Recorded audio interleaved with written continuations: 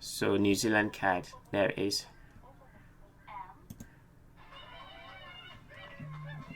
Right, so we were looking to buy New Zealand CAD, right, to go up.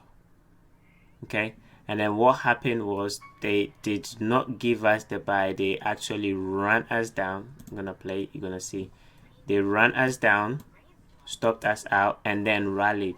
So the gap that you see there is actually sitting in here.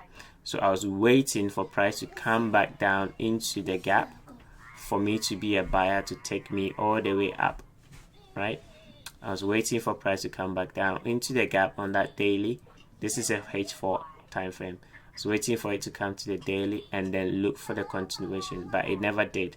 And now it's coming back down there. Okay, so this is where price is currently at. So this would be a tradable bounce.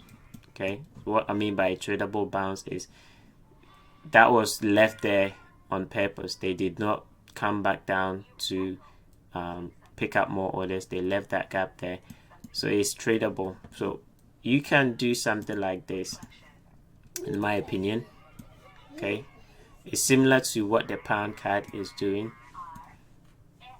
Let's shift this there. Okay, that's what I mean by a tradable bounce, because we have left a void in here. That's all down candle or free money, so they can't hit this, form the low of the week and bounce it back up into that level. Okay, so you want to keep an eye on this. Again, don't blindly take it. Watch it on the lower time frame as it's coming. It's gonna create short-term highs.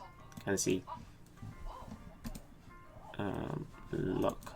Okay, it's gonna create short-term highs. So as it's dropping, mark out the highs, and then if we hit that level, watch it break. It needs to break.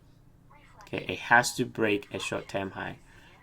5 minutes, 15 minutes, whichever you are comfortable with. Once it breaks, it's gonna pull back. On that pullback, that's your entry, and then you'll be looking. I think taking first target here is not bad above that high. Okay, and then you look for potentially them closing in that imbalance. Okay, so that's another good opportunity to watch.